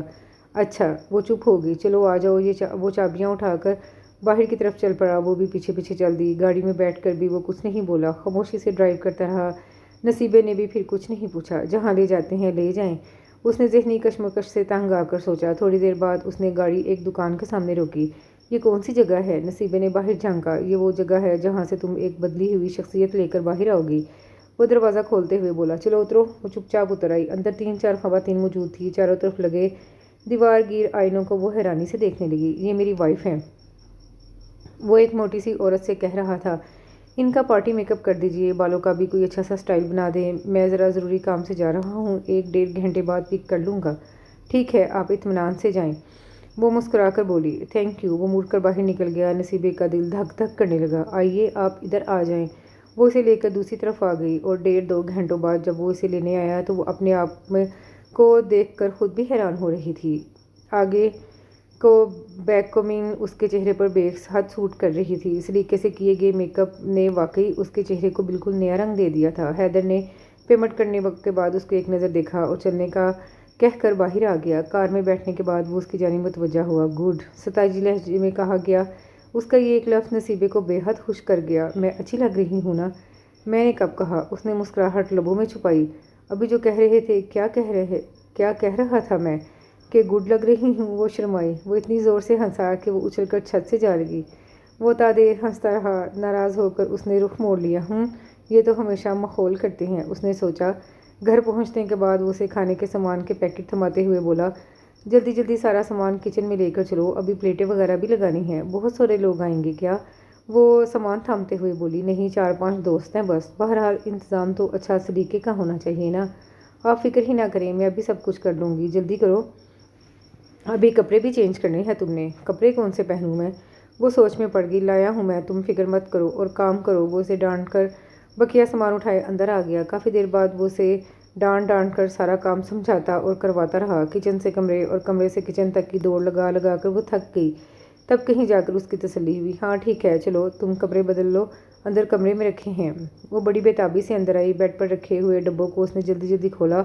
شاکنگ پنک شفون کا کرتا دوپٹہ تھا جس پر سلور نازک سا کام تھا۔ گلے اور آستینوں پر کام کے علاوہ پورے سوٹ پر مکیش بھی کی ہوئی تھی۔ اتنا خوبصورت سوٹ دیکھ کر وہ بڑی ایکسائٹڈ ہوئی۔ دوسرے ڈبے میں سلور کوٹ شوز تھے، چھوٹی سی ٹو اور پینسل ہیل کے انتہائی نازک جوتے تھے۔ ہیل سے ذرا اوپر چھوٹی سی بو لگی ہوئی تھی۔ اتنی خوبصورت چیزیں تو اس نے اپنی ساری زندگی میں کبھی نہیں دیکھی۔ خوشی سے دھڑکتے دل کے ساتھ اس نے جلدی سے جا کر کپڑے بدلے۔ باہر آ کر ڈریسنگ ٹیبل کے سامنے کھڑی وہ بڑی محنت سے اپنی عکس کو تک رہی تھی۔ اسے خبر ہی نہ ہوئی کہ وہ کب سے دروازے سے ٹیک لگائے کھڑا، دونوں ہاتھ سینے پر باندھے، اسے بغور آئینہ دیکھتے ہوئے دیکھ رہا تھا۔ شیشہ چٹکنے میں بس 1 منٹ ہے، اب بس بھی کرو۔ بالآخر وہ بولا تو وہ چونکی۔ اوہ وہ جی، وہ شرما گئی۔ گولی مارو اس جی کو، جوتے کیوں نہیں پہنے؟ پہنتی ہوں ابھی۔ وہ جلدی سے بیٹھ کر جوتے پہننے لگی۔ جوتے قدرے چھوٹے تھے، پیر تو بہرحال اس نے ڈال ہی لیے، مگر پھر کھڑے ہو کر چلنا اس سے محال ہو گیا۔ اف اللہ، اوئی! ہر قدم پر گھبرا کر اس نے ایک ایک لفظ ادا کیا۔ کیا ہوا؟ یہ تو بہت کاٹتے ہیں۔ وہ روحان سی ہوئی۔ اچھا، وہ پریشان ہوا۔ خیر اب تو کچھ نہیں ہو سکتا، بازار کافی دور ہے، وہ لوگ آتے ہی ہوں گے۔ اس نے گھڑی پر نگاہ ڈالی۔ اب تو ایسے ہی کام چلانا ہوگا۔ میں اپنے پرانے جوتے پہن لوں؟ درد ناقابل برداشت تھا۔ کیا ہے؟ خبردار جو ان ہزارہا پٹیوں والے خطرناک قسم کے کھراؤں کا ذکر کیا تو بس۔ ذرا سی دیر چلو گی تو پریکٹس ہو جائے گی۔ اور زیور کیوں نہیں پہنا ہے؟ زیور؟ وہ اپنا سونے کا سیٹ ہے۔ جی نہیں، وہ 1 انچ تک گردن میں دھناوڑتی سیٹ پہننے کی ضرورت نہیں ہے۔ میں جو لایا ہوں کہاں گیا ہے؟ اس نے ادھر ادھر نگاہیں دورائیں، پھر بیڈ پر رکھا ہوا تیسرا چھوٹا سا ڈبہ اٹھایا۔ چلو پہنو، میں ذرا چینج کر لوں۔ جب تک ڈبہ اسے تھما کر وہ باہر نکل گیا۔ اس نے ڈبہ کھولا۔ سلور نگوں والا کندن کا گلوبند اور کندن ہی کے سہاروں والے بندے تھے۔ وہ چند لمحے کے لیے پیروں کی تکلیف بھول گئی۔ آئینے کے سامنے کھڑے ہو کر گلوبند پہننے لگی۔ بندے بھی اس نے پہن لیا، مگر سہارے لگانا اسے قطعی نہیں آیا۔ جس وقت وہ کپڑے بدل کر آیا وہ سہاروں سے الجھ رہی تھی۔ کیا ہوا ہے؟ وہ اس کے پاس آیا۔ یہ ان کا کیا کروں؟ ان کا اچار ڈالو اور آج کھلا دو مہمانوں کو۔ وہ ہنسا اور پھر اس کے پاس آ کر اس کے بالوں میں سہارے لگانے لگا۔ اس کی شرٹ میں سے اٹھتی بھینی بھینی خوشبو اس کا وجیز سرابا اس کے حواسوں پر چھانے لگا۔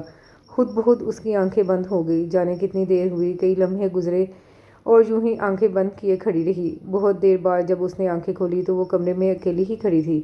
چاروں طرف اس کی خوشبو کے درمیان تنہا کھڑی وہ خود کو ہی اچھی لگنے لگی اور اس کا دل چاہا وہ ساری عمر اس مہکتی فضا میں ایسے ہی کھڑی رہے۔ بوجھل قدموں سے چلتی وہ ڈریسنگ ٹیبل کے سامنے آئی۔ کتنی بدلی ہوئی تھی وہ! اگر اس کو سوتے میں کوئی اس طرح تیار کر دیتا اور جاگ کر وہ آئینہ دیکھتی تو شاید یہی سمجھتی کہ کوئی تصویر دیکھ رہی ہے، قطعاً نہ پہچان پاتی وہ اپنے آپ کو۔ وہی تیاری مکمل نہیں ہوئی کیا؟ وہ اندر آیا تو نصیبہ نے رخ موڑ کر اسے دیکھا۔ نیوی بلو ڈنر سوٹ میں وہ اس قدر اچھا لگ رہا تھا کہ سامنے کھڑی نصیبہ کی ساری تیاری اچانک ہی مان پڑ گئی۔ بیٹھے بیٹھے اچانک ہی اس کی بوسیدہ جھولی میں آسمان کا چاند آ گرا تھا۔ اسے اس بات کا احساس ہو رہا تھا۔ کیا ہوا ہے؟ اسے اپنی جانب یوں تکتا پا کر وہ حیران ہوا۔ مہمان نہیں آئے؟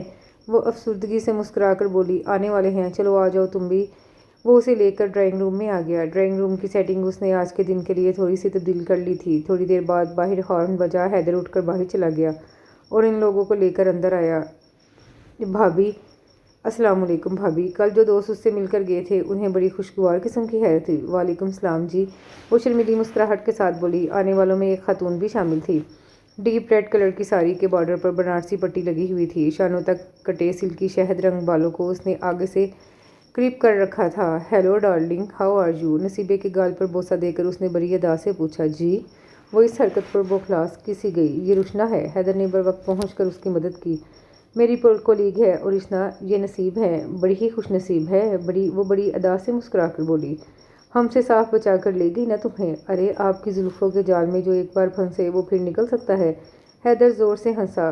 Naughty boy! اس نے حیدر کے شانے پر ہلکا سا مکہ مارا اور خود بھی ہنسنے لگی۔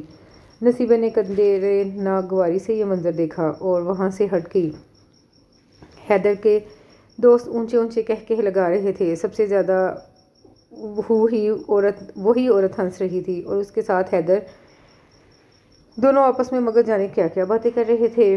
نصیبہ وہاں سے ہٹ کر صوفے پر آ کر بیٹھ گئی۔ آئی بڑا حسین سمجھ رہی ہے گٹ مٹ کر کے خود کو، اس نے جل کر سوچا۔ کیا ہے اس میں؟ پر کٹی ہے اور ساری باندھتی ہے بس۔ وہ روشنا کا جائزہ لے کر سوچتی رہی۔ نصیب بھائی کھانا لگاؤ، ان بھوکوں کی آنتیں باہر نہ نکل آئیں۔ یہ حیدر کو بڑی دیر بعد اس کا خیال آیا۔ پورا نام کیوں نہیں لیتے میرا؟ سب کے سامنے تو بڑے پیار سے بولتے ہیں، دوغلے کہیں کے۔ اسے حیدر پر بھی غصہ آ رہا تھا۔ سب کچھ تیار ہی تھا، اس نے ڈشیں لا کر رکھ دی تو سب واقعی بھوکوں کی طرح ٹوٹ پڑے۔ بھئی حیدر، لگتا ہے تمہاری وائف کو کوکنگ سے کوئی دلچسپی نہیں ہے، ساری چیزیں بازاری۔ روشنا نے ناک چڑھا کر کہا۔ بات یہ ہے کہ ہمارے ہاں نئی نویلی دلہنوں سے اتنا کام نہیں کرواتے۔ وہ مزے سے بولا، ورنہ کھانا پکانا اسے سب آتا ہے۔ ریلی؟ وہ نصیبہ کی جانب دیکھ کر بولی۔ کیوں بھئی نصیب جی، کیا کیا بنا لیتی ہیں آپ؟ نہ جانے کیوں اس کے مخاطب کرنے پر وہ نروس ہو جاتی تھی۔ سب کچھ ہی پکانا آتا ہے مجھے تو، کہیں ہمارے حیدر کا دل نہ پکا دیجیے گا۔ اس نے پھر ادا دکھائی۔ ہمارے حیدر؟ کھٹ سے جا کر یہ لفظ اس کے دل پر لگا۔ بھئی اب ایسے مت پکارو، ان کا جملہ حقوق بحق مسز نصیب حیدر محفوظ ہیں۔ ہاں، اس نے شوخی سے آہ بھری۔ آہستہ آہستہ ہی عادت پڑے گی نا۔ اور سب زور سے ہنس دیے۔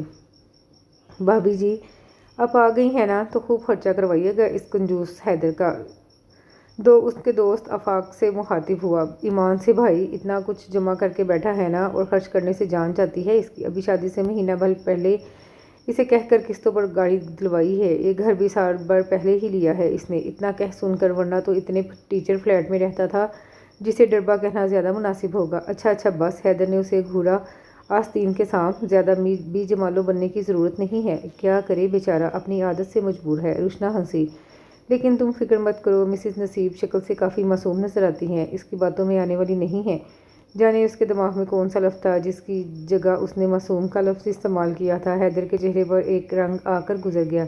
اچھا بھئی، اب اجازت۔ وہ لوگ اٹھ کھڑے ہوئے۔ بیٹھو بھئی، چائے کا ایک دور اور ہو جائے۔ نہیں، پھر کبھی سہی۔ روشنا نے اپنی نازک سی رسٹ واچ پر نگاہ ڈالی۔ پہلے ہی کافی دیر ہو گئی ہے، چلو نکلو پھر۔ آفاق بولا، ابھی ان سب کو میں نے ڈراپ بھی کرنا ہے۔ ساتھ آنے کا پروگرام بنا کر میری پتلی گردن پھانسی ہے انہوں نے۔ بھابی، آپ کے لیے ہم سب کی طرف سے یہ۔ حیدر کے کافی کم گو دوست کم گو دوست نے ایک چھوٹا سا ڈبہ اس کی جانب بڑھایا۔ یہ کیا ہے جی؟ وہ گھبرائی۔ لے لو، حیدر نے آہستگی سے کہا تو اس نے ہاتھ بڑھا کر گفٹ لے لیا۔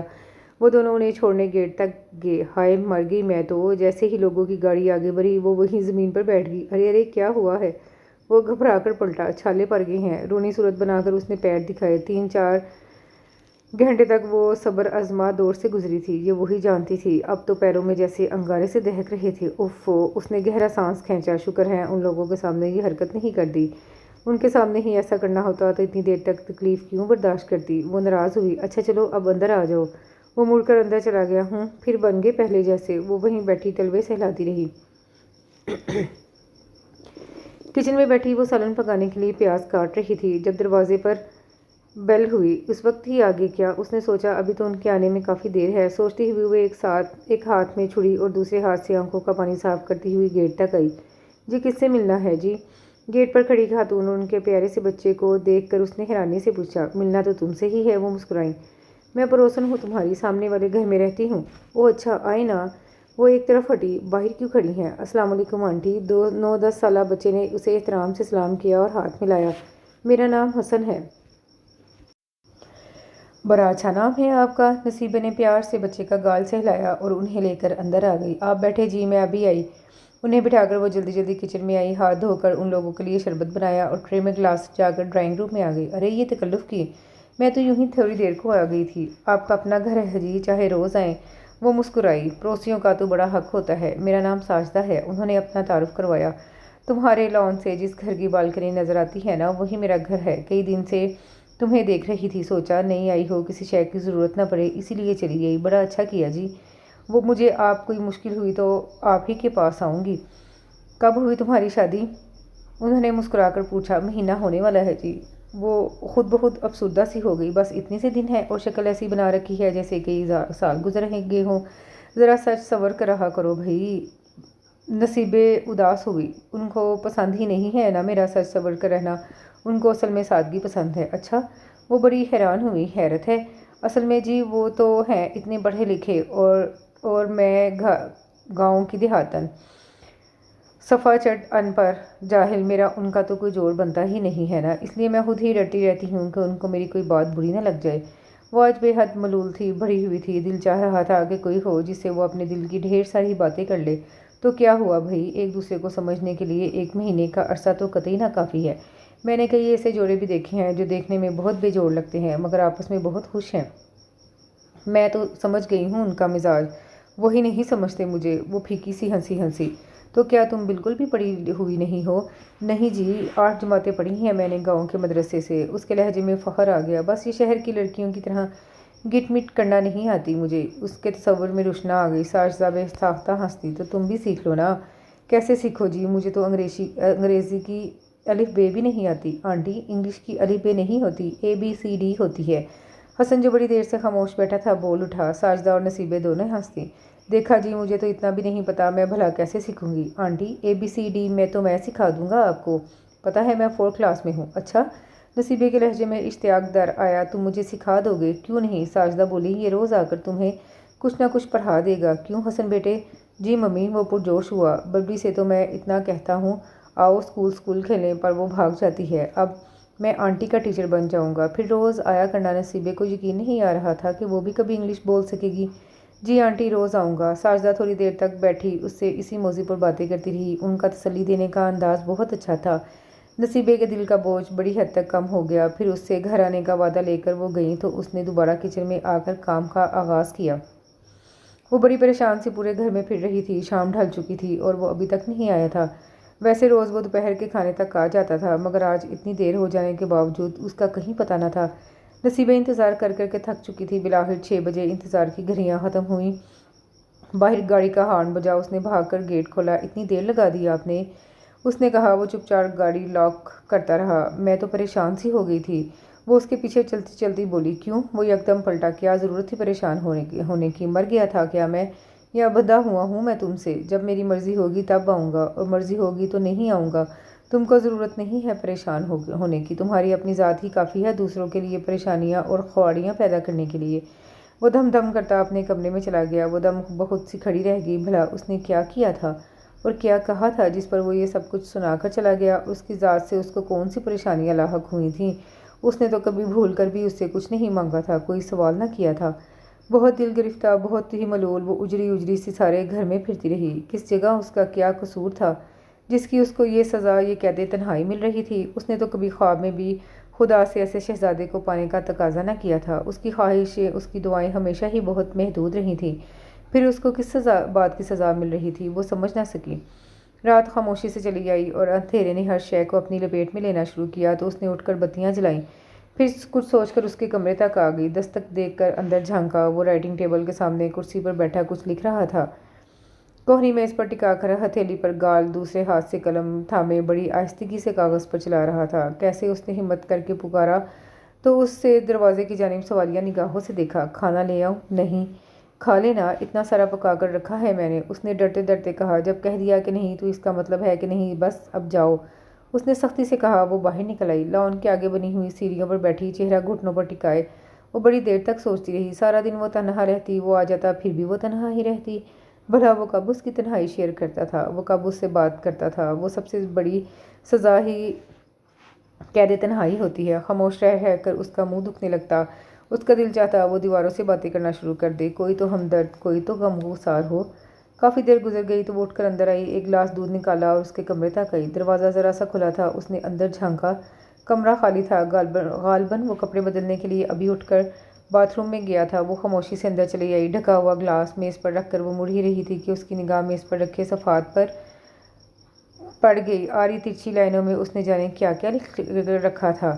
وہ تیرے نصیب کی بارشیں کسی اور چھت پہ برس گئیں، دل بے خبر میری بات سن، اسے بھول جا، اسے بھول جا، اب خوشی ہے نہ کوئی رنج ہے رلانے والا، ہم نے اپنا لیا ہر رنگ زمانے والا، رہتا نہیں انسان تو ہوتا نہیں غم بھی، ایک روز زمیں اوڑھ کے سو جائیں گے ہم بھی، ہاں حلف وفا شوق سے اٹھوائیے لیکن ہم لوگ وفادار ہیں بے قول و قسم بھی، کہاں آ کے ملنے تھے راستے، کہاں موڑ تھا، اسے بھول جا، وہ جو مل گیا اسے یاد رکھ، جو نہیں ملا اسے بھول جا۔ اور اسی طرح کے کئی غمگین اشعار، اداس گانوں کے بولوں سے اس نے کئی صفوں کو سیاہ کر رکھا تھا۔ باتھ روم میں گرتے پانی کی آواز بند ہوئی تو وہ گھبرا کر باہر نکل رہی۔ رہتا نہیں انسان تو ہوتا نہیں غم بھی، ایک روز زمیں اوڑھ کے سو جائیں گے ہم بھی، اس نے زیر لب دہرایا اور پھر جانے کیا ہوا کہ اچانک ہی پھوٹ پھوٹ کر رو دی۔ گزشتہ دنوں کے جتنے آنسو اس نے اپنے اندر جمع کیے تھے سارے کے سارے ایک مرتبہ ہی بہا دیے۔ وہ خوش نہیں میرے ساتھ، اس نے روتے روتے سوچا، شاید وہ کسی اور کو چاہتے ہوں گے، خالہ نے زبردستی پکڑ کر مجھ سے بیاہ دیا، میری وجہ سے وہ پریشان رہتے ہیں، بھلا مجھ جیسی جاہل چٹی ان پڑھ لڑکی کا ان سے کیا جوڑ تھا، وہ اتنے خوبصورت، اتنے شاندار پڑھے لکھے اور میں کالی بھجنگ اور بالکل بے عقل۔ وہ روتی رہی، خالہ تم نے اچھا نہیں کیا اپنے بیٹے کے ساتھ، میں ان کو افسردہ نہیں دیکھ سکتی، وہ مجھ سے نفرت کرتے ہیں تو بے شک کرے، میں تو ہوں ہی ایسی، لیکن میں ان کو چاہتی ہوں نا، بھلا میں کیسے انہیں پریشان دیکھوں، میں چلی جاؤں گی گاؤں واپس، اتنے دن ان کے ساتھ رہی تو اس لیے کہ ان سے محبت ہے، ان کو چھوڑ نہیں سکتی تھی، اب جاؤں گی بھی تو اس لیے کہ ان سے محبت ہے، اس لیے نہیں، اس لیے انہیں پریشان نہیں دیکھ سکتی۔ حیدر جی، میں چلی جاؤں گی جہاں سے آئی تھی وہیں ہمیشہ کے لیے۔ صبح فجر کی نماز پڑھ کر وہ باہر آ گئی۔ پچھلے 3 دن سے اس کا معمول تھا کہ وہ صبح کی نماز پڑھ کر حسن کا دیا ہوا سبق پڑھا کرتی تھی، مگر آج اس کا دل ہی نہیں چاہ رہا تھا، جس گاؤں جانا نہیں اس کے کوس کیا گننے، اس نے سوچا اور ہاتھ میں پکڑی کتاب کو دیکھا، ABCDE صفحے پلٹ پلٹ کر وہ پڑھتی رہی۔ 3 دنوں میں اس نے رنگین تصویروں سے مزین پوری بک پڑھ کر یاد کر لی تھی۔ اس نے حسن سے شرط بھی لگائی تھی کہ تم دیکھنا یہ انگریزی قاعدہ 3 دن میں یاد بھی کر لیا تھا۔ وہ تو ہر وہ چیز سیکھنا چاہتی تھی جو حیدر کو پسند ہو، لیکن اس نے یہ نہیں سوچا تھا کہ جب حیدر کو وہ خود ہی پسند نہیں ہے تو باقی چیزیں تو ثانوی ہیں۔ آنکھوں میں بھر آنے والے آنسو پونچھ کر وہ مڑی تو اچانک ڈر گئی، جانے کب سے وہ اس کی پشت پر کھڑا تھا اسے خبر ہی نہ ہوئی، اور ویسے بھی وہ تو کبھی اتنی الگ صبح نہ اٹھتا تھا۔ گھبراہٹ میں ہاتھ میں پکڑی کتاب اس نے پیچھے چھپائی۔ کیا چھپا رہی ہو؟ اسے گھور کر سوال کیا۔ کچھ نہیں جی، ادھر دکھاؤ کیا ہے، اس نے ہاتھ آگے بڑھایا۔ نہیں جی، آپ کے کام کی کوئی چیز نہیں ہے، اسے بے حد خفت محسوس ہو رہی تھی۔ دکھاؤ، ڈپٹ کر کہا تو ناچار اس نے پیچھے چھپائی ہوئی نرسری کلاس کی بک اس کے ہاتھ پر رکھ دی۔ اوہ، اس نے ہونٹ سکیرے، تو تعلیم بالغاہ کا سلسلہ جاری ہے، کیوں پڑھتی ہو یہ؟ بس ایسے ہی، وہ شرمندہ ہوئی۔ ایسے ہی کیوں؟ وہ بضد تھا۔ وہ آپ کو پسند ہے نا انگریزی بولنا، تو اس لیے، اس نے سرخ ہوتے ہوئے چہرے کے ساتھ بتایا۔ اوفو، تو یہ بات ہے، وہ زیر لب مسکرایا۔ پھر آ گئی فر انگلش بولنا۔ A for apple, B for butterfly. نہیں جی، بی فار بیٹ ہوتا ہے۔ اس نے تصحیح کی، یہ اس میں یہی لکھا ہے۔ وہ بے ساختہ ہنس دیا۔ اور ہاں سوری، غلطی ہو گئی، دراصل میرا دماغ کچھ کمزور ہے۔ خیر آئندہ جو بھی غلطی ہو مہربانی فرما کر درست کر دیا کریں۔ کتاب اس کو تھما کر وہ مڑ کر واپس اندر چلا گیا۔ وہ کھڑی سوچتی رہی کہ وہ مذاق کر کے گیا ہے یا طنز۔ ناشتہ کر کے وہ چلا گیا۔ اس نے اپنی تمام چیزیں جمع کی، اپنا ٹرنک تیار کیا، پھر کھانا بنا کر رکھا اور کپڑے بدل کر گھر سے باہر آ گئی۔ سامنے ہی ساجدہ کا گھر تھا۔ اس نے بیل بجائی اور دھڑکتے دل کے ساتھ دروازہ کھلنے کا انتظار کرنے لگی۔ دروازہ ساجدہ نے ہی کھولا تھا۔ ارے نصیب تم! وہ خوش ہو گئی۔ آؤ نا، اسے بڑے پیار سے اندر لے گئی۔ کیا ہوا، کچھ پریشان لگتی ہو؟ انہوں نے اسے بٹھا کر بغور اس کا چہرہ دیکھا۔ ہاں جی، اس نے ہتھیلیاں مس لیں۔ کیا ہوا، میرا بیٹا اچھا نہیں پڑھا رہا ہے کیا؟ ٹیچر کی شکایت لائی ہو؟ وہ ہنسنے لگی۔ ساجدہ باجی، آپ مجھے میرے گاؤں تک پہنچا دیجئے۔ اس نے سنے بغیر اپنا مدعا بیان کیا۔ کیوں؟ وہ اچانک ہی سنجیدہ ہوئی۔ کیا ہوا، لڑائی ہو گئی؟ نہیں جی، لڑنا کس سے ہے، نصیب سے کون لڑ سکتا ہے؟ وہ افسردہ ہوئی۔ بس اب نہیں، اب میں اپنے گھر جاؤں گی۔ تمہارا گھر تو یہی ہے، اور کون سا گھر ہے تمہارا؟ انہیں نہیں جی، خالی مکانوں کو گھر تھوڑا ہی کہتے ہیں۔ میں تو اپنے گاؤں جاؤں گی اب۔ اسے رونا آ گیا۔ نصیب بری بات ہے، ایسے نہیں کہتے۔ انہوں نے پیار سے اسے لپٹا لیا۔ مجھے بتاؤ کیا بات ہے؟ آنسوں اور ہچکیوں کے ساتھ اس نے ساری بات انہیں کہہ سنائی۔ مجھے ان سے کوئی شکایت نہیں ہے باجی، بھلا ان کا کیا قصور؟ دل پر انسان کا زور تھوڑا ہی ہوتا ہے۔ انہیں جب میں پسند ہی نہیں ہوں تو وہ کیا کر سکتے ہیں؟ تم کر سکتی ہو نا۔ میں کیا کر سکتی ہوں باجی؟ اس نے حیرانی سے پوچھا۔ تم بالکل ویسی بن سکتی ہو جیسا وہ چاہے۔ انہوں نے سمجھایا ہے۔ دیکھو نصیب، ابھی یہ جلد بازی میں کیا ہوا فیصلہ تمہیں اس سے دور کر دے گا ہمیشہ کے لیے، لیکن بعد میں تمہیں افسوس ضرور ہوگا، اور بعد میں تمہیں خود پر حیرت ہوگی۔ اپنا گھر اجاڑ دیا، اس طرح تمہارے چلے جانے سے تو اس کے مسائل بڑھ جائیں گے، سارے دوست اس سے پوچھیں گے، باتیں بنائیں گے، اور پھر تمہاری خالہ، وہ تو مر جائیں گی اس صدمے سے۔ پھر میں کیا کروں؟ وہ گلوگیر لہجے میں بولی۔ ہمت کرو، صبر کرو اور کوشش کرو اس کے پسند کے مطابق ڈھلنے کی۔ تم گاؤں کی لڑکی ہو، یہ میں مانتی ہوں، لیکن کتنے سال تک تم اپنے خول میں بند رہو گی؟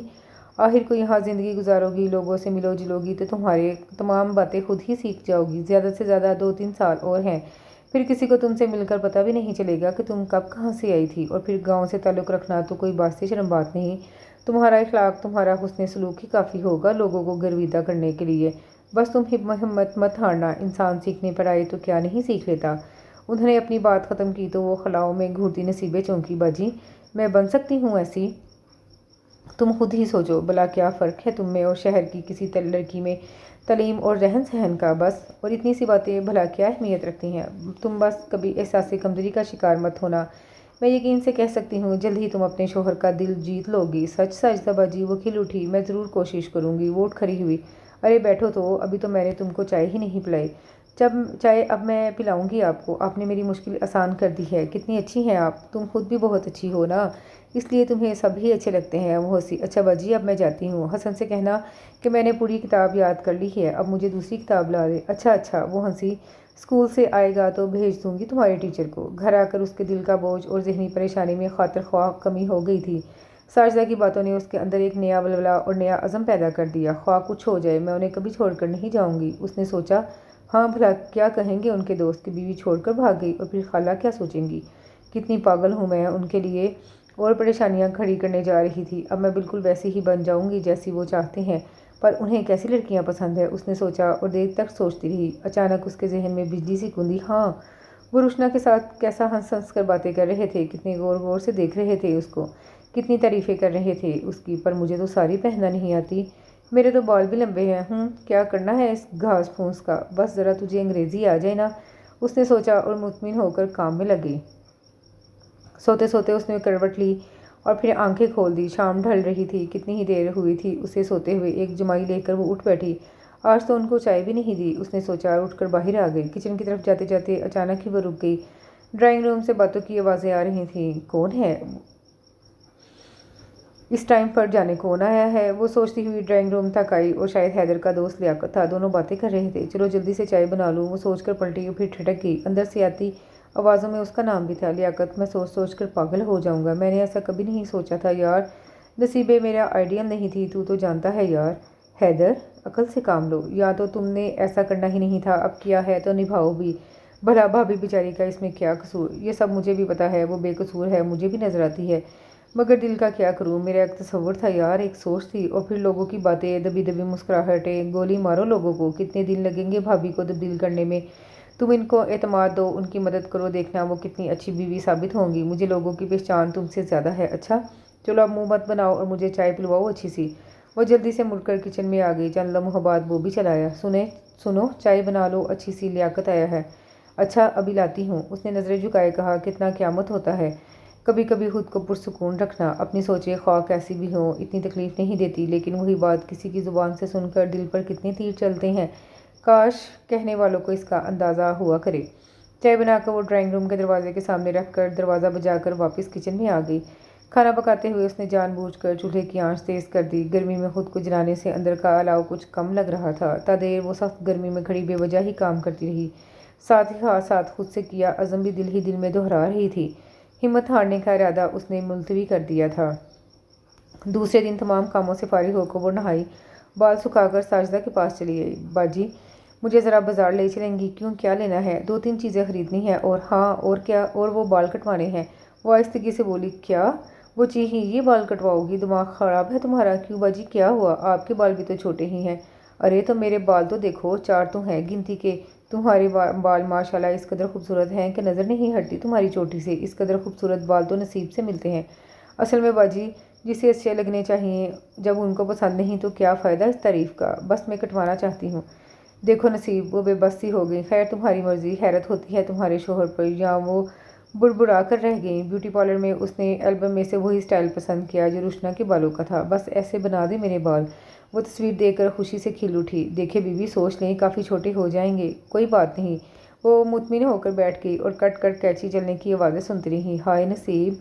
साजिदा बाजी ने फर्श पर बिखरे लंबे स्याह बाल देखकर दिल थाम लिया, मगर वो बेपरवाही से अपने शानों तक आते बाल हिला हिलाकर आईने में देखती रही। वहाँ से वापसी पर उसने बाजार से एक साड़ी खरीदी। डीप रेड कलर की साड़ी पर गोल्डन फूल बने हुए थे। साथ ही मैचिंग की गोल्डन नाजुक सी सैंडल ली थी। घर आकर वो बेहद खुश थी। बिस्तर पर बिखरी चीज़ें देख ही रही थी कि बाहर गाड़ी का हॉर्न बजा। झटपट उसने सारी चीज़ें छुपाई, बड़ी सी चादर से सर ढांपा और बाहर आकर गेट खोला। गाड़ी से उतरते हैदर ने हैरत से उसे देखा। माथे तक ओढ़ी हुई चादर जो नीचे पैरों तक जा रही थी। कहीं जाना है? उसने उतर कर पूछा। नहीं तो ये बेडशीट क्यों ओढ़ रखी है? वो दुपट्टा नहीं मिल रहा था ना? वो बुखला गई। जल्दी में वो बिस्तर पर से ही चादर खींच लाई थी। दुपट्टा ही मिला तो बेडशीट ओढ़ ली है। हैदर को उसकी दिमागी हालत पर शुबा गुजरा। उसे अजीब सी नज़रों से घूरता वो कमरे में चला गया। उसने उसी हालत में बड़ी मुश्किलों से खाना गर्म किया और जल्दी से कमरे में रख गई। बाहर निकल आई। काफ़ी देर बाद जब उसे यकीन हो गया कि अब वो खाना खाकर सो चुका होगा, तब चुपके से वो अपने स्टोरमा कमरे में आ गई। चादर उतारकर बिस्तर पर बिछाई और साड़ी वाला डब्बा निकाला। ब्लाउज़ और पेटीकोट पहनना तो आसान था, मगर साड़ी बांधने में उसके छक्के छूट गए। क्या मुसीबत है, इतनी लंबी को कितना लपेटते हैं आखिर? उसे गुस्सा आने लगा। काफ़ी देर तक वो साड़ी से उलझती रही। आखिर जितनी लपेट सकती थी लपेट ली। फिर 2-3 बल देकर अटकाई और बैठकर सैंडल पहनने लगी। हाँ भला क्या फ़र्क है उसमें, उस रुशना में और मुझ में? बड़ा कारनामा सरअंजाम देकर उसने आईने के सामने खड़े होकर तंजिया सोचा। बस उसकी साड़ी ज़रा अच्छी नहीं बंधी थी ना। मैं भी सीख लूँगी साजिदा बाजी से, लेकिन चलूँ कैसे? लंबी हील और सख्ती से लपेटी हुई साड़ी से उसका कदम बढ़ाना मुहाल हो गया। या अल्लाह, मैं तो फंस गई हूँ। उसने बेचारगी से सोचा। अचानक ही दरवाज़ा खुला और अंदर दाखिल हुआ। बात सुनो, उसके अल्फाज उसके मुंह में ही रह गए। बेहद हैरानगी से उसने सामने खड़े नसीबों को देखा। नसीबे ने एक हल्की सी चीख मारी और भागकर बाथरूम की तरफ जाना चाहा, मगर लंबी हील और कदमों में लिपटी साड़ी ने उसकी एक न चलने दी और वह कटे हुए तने की तरह धड़ से फर्श पर गई। ये क्या हालत बना रखी है तुमने? उसे सहारा देकर उठाते हैदर ने हैरत से कहा। तुम्हारे बाल, ओह गॉड, ये क्या किया तुमने? आप ही को तो पसंद नहीं है ना ऐसा बनना? बहुत शिद्दत से चोट लगी थी इसलिए आंसू आ गए। मुझे पसंद है, किसने कहा है? वो अभी तक जैसे सदमे की हालत में था। वो आपकी दोस्त रुशना भी तो ऐसी ही है ना? उसने कोहनी सहलाई। रुशना? ला हौला वला कुव्वत, वो झुंझलाया। तुम्हें किसने कहा वो परकटी हीरोइन मुझे पसंद है? खुद ही हंस हंस कर बातें कर रहे थे। उसे रोना आने लगा। वो तो उसे जलाने के लिए बड़ा बड़ा फ़ख्र है ना उसे खुद पर, नफ़रत है मुझे इस बेकिरदार औरत से। और तुम उस जैसी बनना चाहती हो? तुमने इस कदर हसीन बाल कटवा दिए पूछे बगैर। नाकाबिले बर्दाश्त गुस्से की वजह से उसने हल्का सा सपर उसके गाल पर जड़ दिया। वो रोने लगी। मैं पसंद नहीं हूँ ना आपको, मुझसे नफ़रत करते हैं आप, मुझे छोड़ देना चाहते हैं, लेकिन मैं आपसे मोहब्बत करती हूँ, मैं साथ रहना चाहती हूँ आपके लिए। मैं बिल्कुल वैसी बन जाऊँगी जैसा आप चाहेंगे। मैं हर काम कर सकती हूँ आपकी खुशी के लिए। अच्छा, वो बगौर उसे देखने लगा। मसलन क्या क्या कर सकती हो? जो आप कहें, मुझे हर काम आता है, वो बड़े मान से बोली। अच्छा, वो हंस दिया। रसगुल्ले बनाने आते हैं? नहीं जी, वो नहीं आते। ये भी कोई काम हुआ? अच्छा, वो सोचने लगा। टाई की नॉट बनानी आती है? नहीं जी, वो तो मुश्किल है। हाँ, मुश्किल तो है, खैर चलो कोई बात नहीं। उसने बेसाख्ता हंसी छुपाई। कोट तो सीना आता होगा? कोट नहीं जी, ऐसे कपड़े तो सीने नहीं आते। उसने शर्मिंदगी से सर झुका लिया। ये मुझे तो वाकई कुछ नहीं आता। नहीं, अब ऐसी भी बात नहीं है। रोना तो आता है, छुप कर बातें सुनना भी आती हैं, दूध रखने के बहाने जासूसी करना भी आती है। इतने काम तो आते हैं, और अब तो अंग्रेज़ी बोलना भी आ गई है। वो शर्मिंदगी से लाल चेहरा लिए सैंडलें उतारने लगी। फिर उसने सर उठाया। आप छोड़ देंगे मुझे? वो कुछ देर उसकी आंसू निराश में डूबी आंखों में झांकता रहा, फिर उठकर उसके पास आ बैठा। असल में बात यह है मिसेस नसीबे हैदर के मुझसे मशहूर है कि दिल आना हो तो किसी गधी पर भी आ जाता है, और अभी अभी मुझ पर इंकशाफ हुआ है कि मेरा दिल तुम पर आ गया है। तुम ऐसी गधी हो जो मेरे लिए दुनिया का हर काम कर लेने का अज़म रखती है। इसलिए मैं वादा करता हूँ कि तुम्हारा साथ कभी नहीं छोड़ूंगा। आप मुझे नहीं छोड़ेंगे ना? वो खुशी से दीवानी हो गई। अब लगती हूँ ना मैं आपको? क्या लगती हो? वह हैरान हुआ। वही गुड, वो शर्मा कर बोली। गुड? वो हैरान हुआ, फिर हंस दिया। गुड नहीं बल्कि वेरी गुड। और उसकी हंसी में शामिल होती हुई नसीबे को लगा जैसे उसके नसीब का हर दरवाज़ा खुल गया हो और ठंडी ठंडी हवाएं चारों तरफ से आ रही हों। इसके साथ ही यह खूबसूरत सा नावल अपने अख्ताम को पहुंचा। उम्मीद करती हूँ कि छोटा सा ये नावल आपको पसंद आया होगा। चैनल को सब्सक्राइब करना मत भूलिएगा। दुआ में याद रखिएगा। अल्लाह हाफिज़।